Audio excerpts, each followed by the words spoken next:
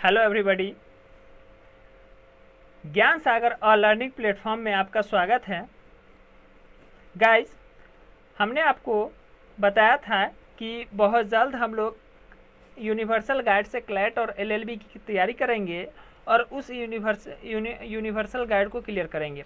तो बच्चों, उस गाइड को क्लियर करने से पहले आखिर बीएचयू के हम स्पेशल बीएचयू को फोकस करके ही वीडियो बनाएंगे या क्लासेस स्टार्ट करेंगे।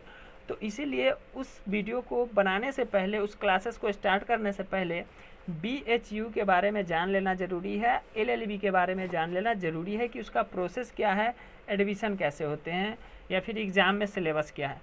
तो चलिए स्टार्ट करते हैं। गाइस, सबसे पहला देख लीजिए एलएलबी होता क्या है। देखिए, जनरली अगर कहा जाए कि एलएलबी का अगर फुल फॉर्म आपसे पूछा जाए जनरली, तो एलएलबी का फुल फॉर्म होता है बैचलर ऑफ लेजिस्लेटिव लॉ, ठीक है, या फिर बेगम बैकलोरेस, हिंदी में विधायी कानून में स्थानांतरण। यानी कि एलएलबी जो है एक ग्रेजुएट डिग्री है जिसमें हम लॉ से ग्रेजुएट करते हैं, यानी कि लॉ के बारे में पढ़ते हैं। तो इस वीडियो का, इस क्लासेस को स्टार्ट करने का सबसे मेन मकसद है बीएचयू एलएलबी, ठीक है। हम लोग बीएचयू एलएलबी और बीए एलएलबी, जनरली सबसे पहले बीएचयू एलएलबी को ही फोकस करके हम लोग क्लासेस स्टार्ट करेंगे। चलिए आगे देखते हैं कि आखिर इसकी एलिजिबिलिटी क्या है। अगर कोई व्यक्ति या कोई पर्सन चाहता है कि हम बीएचयू एलएलबी में एडमिशन कराएं, लॉ की तैयारी करें, वकील की तैयारी करें, तो उसके लिए क्या होना ज़रूरी है, उसकी एलिजिबिलिटी क्या होनी चाहिए, योग्यता क्या होनी चाहिए। देखिए, सबसे पहला क्या है कि अगर कोई भी व्यक्ति, कोई भी पर्सन अगर चाहता है कि वो बीएचयू से एलएलबी की डिग्री प्राप्त करे, तो उनके लिए ज़रूरी है कि वो कम से कम 50% मार्क्स के साथ, ठीक है, 50% मार्क्स के साथ किसी भी बीएससी होगा या फिर बीए हो या फिर बीकॉम हो, ठीक है, इससे डिग्री कंप्लीट किया हुआ हो किसी भी भारत के, मतलब भारत के वैलिड यूनिवर्सिटी से। अगर भारत के किसी भी वैलिड यूनिवर्सिटी से अगर आप बीएससी, बीए यानी कि किसी भी तरीके का ग्रेजुएशन डिग्री ले चुके हैं और आपका उस पर मार्क्स मिनिमम 50% है, तो आप इसके लिए एलिजिबल है, आप ये फॉर्म फिलअप कर सकते हैं। और दूसरा बात, बहुत सारे बच्चों के अंदर डाउट रहता है कि आखिर एज क्राइटेरिया क्या है, मेरा एज 25 हो गया, 24 हो गया, 30 हो गया, मैं भरूँ या ना भरूँ। तो बच्चों, इसमें बीएचयू एलएलबी करने के लिए कोई एज क्राइटेरिया नहीं है। आपका एज कितना है ये मायने नहीं रखता है, बस आप ग्रेजुएशन डिग्री ले चुके हैं। अगर देखिए, बी एलएलबी अगर आप करना चाहते हैं तो ग्रेजुएशन डिग्री कंपलसरी है, जबकि बीए एलएलबी करना चाहते हैं तो आप 12th लेवल पर भी कर सकते हैं। ये 3 साल की कोर्स होती है, जबकि ये 5 साल की कोर्स होती है, और इसमें किसी भी तरीके का एज रिस्ट्रिक्शन नहीं है कि आपका एज इतना होना ज़रूरी है। चलिए, अगला है कि आखिर सिलेबस क्या है। सपोर्टेड हमने या किसी ने भी फॉर्म फिलअप कर दिया, अब वो परीक्षा की तैयारी करना चाहता है कि एंट्रेंस एग्ज़ाम हमें देना है, किस किस चीज़ की तैयारी करें। तो जनरली 4 चीज़ को फोकस करके तैयारी करना पड़ता है और इसी 4 चीज़ से क्वेश्चन आते हैं, यानी कि सिलेबस ही ये 4 सब्जेक्ट है। पहला है जनरल अवेयरनेस या फिर करेंट अफेयर्स, सामान्य जागरूकता और करंट अफेयर्स। यानी कि जनरली जो अवेयरनेस होता है, जागरूकता यानी कि जीके, जनरली हम जीके जीएस कह सकते हैं। तो जीके जीएस और करंट अफेयर्स आपका कंप्लीट होना चाहिए, और कंप्लीट करंट अफेयर्स मिनिमम 1.5 साल तक पीछे तक का कंप्लीट होना चाहिए। अगला कॉमन लीगल नॉलेज, यानी कि कानून के बारे में आपको जानकारी होनी चाहिए। ऐसा नहीं कि पूरा होना चाहिए, बस इतना जानकारी आपको कानून के बारे में होना चाहिए ताकि आप आसानी से एंट्रेंस एग्ज़ाम दे सकें। तो अगर हम बीएचयू एलएलबी की जो यूनिवर्सल गाइड है क्लैट और एलएलबी के लिए, अगर वो पढ़ ले तो हमारा क्लियर हो जाएगा। अगला है एप्टीट्यूड एंड मेंटल एबिलिटी, यानी कि मैथ और रीजनिंग जिसे कहते हैं, ये तीसरा सब्जेक्ट है। और चौथा है language comprehension and English and language. देखिए, जनरली 150 मार्क्स का क्वेश्चन आता है। हर एक क्वेश्चन 3 नंबर के होते हैं। टोटल आपका मार्क्स होता है 450 और क्वेश्चन नंबर होता है 150। देखिए, 150 में से ये 3 सेक्शन से आएगा आपका 120 क्वेश्चन, सॉरी 130 क्वेश्चन, जबकि इस सेक्शन से आएगा आपका, सॉरी यहाँ पे मिस्टेक हो गया है, इस 3 सेक्शन से आपका 120 क्वेश्चन आएगा, जबकि इस सेक्शन से आएगा आपका 30 क्वेश्चन। यानी कि अगर आप कोई बच्चा अगर इंग्लिश चुने हुआ है तो ये तीनों देने के बाद उसे इंग्लिश का एग्ज़ाम देना पड़ेगा, इंग्लिश, और कोई हिंदी चुने हुआ है तो सिर्फ मतलब इन दोनों में से कोई एक सेलेक्ट होना चाहिए, ठीक है। और नेगेटिव मार्क्स क्या होता है कि अगर आप एक क्वेश्चन सही करते हैं तो 3 नंबर मिलेगा, जबकि एक क्वेश्चन गलत करते हैं तो 1 नंबर कट हो जाएगा, ठीक है। देखिए अगला स्ट्रेटजी क्या होनी चाहिए। देखिए जनरली देखा जाए तो हर एक आदमी का स्ट्रेटजी, तरीका, रणनीति अलग अलग होता है, लेकिन अगर हम ऑल ओवर देख ले कुछ स्ट्रेटजी के बारे में, तो पहला अगर किताब की बात करें तो हम किस किस चीज़ से तैयारी कर सकते हैं, तो जनरल अवेयरनेस की बात करें तो इंडियन ईयर बुक जो आता है हर एक साल, उससे हम इसकी तैयारी कर सकते हैं। प्रतियोगिता दर्पण हो गया, मनोरमा का बुक हो गया, जीके टुडे हो गया, और कॉम्प्रिहेंसिव सक्सेस रिव्यू जो है, इसके ज़रिए हम लोग जनरल अवेयरनेस की तैयारी कर सकते हैं। जबकि लोकल रीजनिंग की बात करें, लॉजिकल रीजनिंग की बात करें तो RS अग्रवाल की जो बुक आती है उससे हम लोग लॉजिकल रीजनिंग की तैयारी कर सकते हैं, और एनालिटिकल रीजनिंग की तैयारी हम MK पांडे से कर सकते हैं। जबकि लीगल एप्टीट्यूड की बात करें तो लीगल एप्टीट्यूड की तैयारी जो है लेक्सिस नेसिस बटरवर्ल्ड या bare acts on Indian constitution universal CLAT guide, देखिए legal awareness and legal aptitude by AP Bhardwaj, ये सारे बुक हैं जिनसे कि हम लीगल एप्टीट्यूड की अच्छी तरीके से तैयारी कर सकते हैं।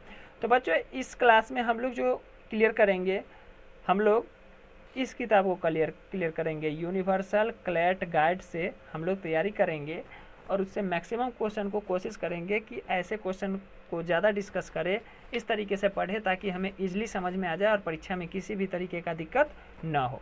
अगर लैंग्वेज की बात करें तो any grammar book of class 12th standard, यानी कि 12th लेवल के अगर कोई ग्रामर बुक है तो आप इंग्लिश वाले इंग्लिश का और हिंदी वाले हिंदी की तैयारी से उसकी मदद से तैयारी कर सकते हैं। देखिए स्ट्रेटजी की बात करें तो आपको रूटीन बनाना चाहिए। जनरली हर एक का रूटीन अलग अलग होता है, तो स्टडी रूटीन बनाना चाहिए, और अपने प्रिपरेशन को टाइम बाउंडेड मैनर, यानी कि टाइम को अच्छी तरीके से वैल्यू देते हुए, ऐसा नहीं कि रूटीन बना दिए और रूटीन का कोई वैल्यू ही नहीं है, तो रूटीन बनाए और उसी सही तरीके से फॉलो करें। अगला टाइम, जितना भी आपके पास टाइम बचा हुआ है, अब ये मत सोचिए कि मेरे पास 20 दिन है, 20 दिन में क्या होगा, तो जो भी आपके पास टाइम बचा हुआ है उस टाइम को अच्छी तरीके से, उस टाइम को वैल्यूएबल बनाइए और उसमें तैयारी कीजिए। दूसरा नंबर, शॉर्ट नोट्स बनाएं और उसे रेगुलरली रिवीजन करते रहें। अगला पॉइंट है solve a good number of BHU LLB previous year paper. देखिए ये सबसे इफेक्टिव रीजन है, स्ट्रेटजी है BHU LLB के लिए या किसी भी एग्जामिनेशन के लिए कि प्रीवियस ईयर पेपर का अच्छी तरीके से तैयारी कर लेना। और हम लोग इस सीरीज़ में यूनिवर्सल गाइड के अलावा प्रीवियस पेपर को भी सॉल्व करेंगे, पिछले 5 से 7 साल का। अगला है जो जनरली अभी हमने आपको बताया है कि नेगेटिव मार्क्स होती है, एक नंबर का नेगेटिव मार्किंग होती है, इसीलिए एक्यूरेसी पर ज़्यादा ध्यान देना है ताकि हमें ज़्यादा नेगेटिव मार्क्स में हमारा नंबर ना कटे। अगला देखिए ये बहुत इंपॉर्टेंट पॉइंट है। बहुत सारे बच्चे क्या करते हैं, परीक्षा जब नज़दीक रहता है तो सोचते हैं ज़्यादा से ज़्यादा नई चीज़ पढ़ ले, तो वैसा आपको नहीं करना है। आपको नया कंटेंट नहीं पढ़ना है, बल्कि जो आपने पढ़ा है उसी को रिवीजन करते रहिए। नए से उतना झंझट नहीं लेना है, नए के बारे में उतना सोचना नहीं है। चलिए आगे है प्रोसेस क्या है। अगर कोई बच्चा सोचे कि सपोज डेट अगर हमें BHU LLB में एडमिशन लेना है तो उसके लिए प्रोसेस क्या है, तो 2 ही प्रोसेस है। पहला आप एग्जामिनेशन को क्रैक कीजिए, उसके बाद जाके काउंसिलिंग में जाइए और वहाँ अपना एडमिशन करवाइए। अगला है फीस। अब सबसे बड़ा मुद्दा आता है कि आखिर हम तैयारी कर लेते हैं, दुनिया में भारत में इतने सारे LLB कराने वाले कॉलेज है, प्राइवेट या सरकारी, इसमें क्या खास है। तो देखिए सबसे बड़ी खास तो भारत में अच्छी रैंकिंग में ये कॉलेज आती है। लॉ के मामले में बहुत सारे बड़े बड़े वकील, जज यहाँ से निकल चुके हैं, बहुत अच्छा फैसिलिटी देती है, हॉस्टल की हो या पढ़ाई की हो।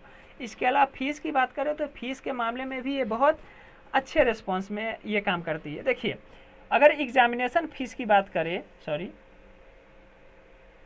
अगर एग्जामिनेशन फ़ीस की बात करें कि आखिर अगर हम इस एग्जामिनेशन फॉर्म को भरते हैं तो फीस कितना लगेगा, तो जनरली 150 से 600 के आसपास में लगता है। और कास्ट के अकॉर्डिंग SC को अलग, ST को अलग, OBC को अलग, यानी कि कास्ट के अकॉर्डिंग किसी को कम तो किसी को ज़्यादा लगता है। और अगर हम मान लेते हैं कि सिलेक्शन होने के बाद कितना चार्ज लगेगा, तो देखिए पहले ईयर में अगर आप हॉस्टल के साथ रहते हैं तो आपको हर एक साल 6,316 रुपये लगेंगे, 6,316 रुपीज़ लगेंगे। जबकि सेकेंड एंड थर्ड ईयर में है तो आपको मात्र 4,016 रुपये लगेंगे, बहुत ही कम कॉस्ट पे। जनरली देखा जाए तो 500 से 1,000 के महीने में आप अच्छी तरीके से वहाँ हॉस्टल भी केयर कर सकते हैं, हॉस्टल का भी खर्चा निकाल सकते हैं और अच्छे से पढ़ भी सकते हैं, ठीक है। लेकिन अगर हॉस्टल नहीं लेते, अगर आपको हॉस्टल किसी रीज़न बस नहीं मिल पाता है, तो अगर हॉस्टल नहीं मिल पाता है तो आपको लगेंगे कितने, तो फर्स्ट ईयर वाले को 2,206 रुपये, जबकि सेकेंड एंड थर्ड ईयर वाले को 1,706 रुपये। देखिए कुछ BHU में कुछ ऐसे हॉस्टल है जैसे त्रिवेणी हो गया, सरदार पटेल हो गया, अत्रेया हो गया, सुकन्या हो गया, ये सब कुछ ऐसे हॉस्टल है जो कि एक्स्ट्रा चार्ज करते हैं। चूँकि यहाँ की फैसिलिटी बेटर होगी, स्वाभाविक है, तो ये एक्स्ट्रा चार्ज करते हैं। जबकि जो हॉस्टल फीस है फॉरेनर के लिए, यानी कि जैसे आसपास के जो पड़ोसी देश हैं, नेपाल, भूटान, वहाँ के बच्चे भी BHU में आके पढ़ते हैं, तो वो अगर यहाँ के पढ़ते हैं तो उन्हें हॉस्टल फीस जो लगेगा वो लगेगा 7,850 रुपये, ठीक है। देखिए अगला कॉलेज। देखिए अगर हम सिलेक्शन हो जाते हैं या कोई भी व्यक्ति परीक्षा देने के बाद अच्छे मार्क्स से अगर सेलेक्ट हो जाता है, तो अगर LLB के लिए देखें तो 3 कैंपस है जहाँ की उसे सबसे जनरली देखा जाए मेन कैंपस। देखिए LLB के लिए मेन कैंपस के अलावा दूसरा नहीं, मेन कैंपस को समझ लीजिए। जनरली देखा जाए तो BHU में अगर किसी भी सेक्शन से आप एग्जामिनेशन देते हैं, आप आर्ट्स से हैं, साइंस से हैं, तो BHU के अलावा छोटे छोटे कॉलेज भी है जो उससे टाई अप है, उससे कनेक्टेड है, उसमें भी मिलता है आपको सीट। जबकि अगर लॉ के बारे में देखें तो लॉ का दूसरा कोई है ही नहीं, तो सिर्फ मेन कैंपस में ही आपको मिलेगा, इसलिए आप बेफिक्र रहिए। दूसरा नंबर अगर हॉस्टल की बात करें तो लॉ सेक्टर से BHU में 2 हॉस्टल है, भगवान दास हॉस्टल और दूसरा है चाणक्य हॉस्टल। तो गाइज आज के लिए बस इतना ही। उम्मीद करते हैं कि आपको BHU के बारे में जो जानकारी चाहिए वो मिल गई होगी। और अब से हम लोग यूनिवर्सल गाइड के लिए, गाइड का जो आती है LLB और क्लैट के लिए, उससे हम लोग BHU क्लैट LLB की तैयारी करेंगे। और अगला वीडियो हम लोग कल ही डालेंगे और उसके बाद से हम लोग उस किताब में जो भी चीज़ होगा सारे को धीरे धीरे क्लियर करेंगे। आप लोग अपना साथ हमेशा बनाए रखें। वीडियो अगर अच्छी लगे तो लाइक करें, और किसी भी तरीके का सजेशन देना हो, अगर आप कुछ सजेस्ट करना चाहते हैं वीडियो क्वालिटी को लेके या पढ़ाने के सिस्टम को लेके, तो कृपया हमें कमेंट करें और चैनल को सब्सक्राइब करें। ओके, आज के लिए बस इतना ही। धन्यवाद।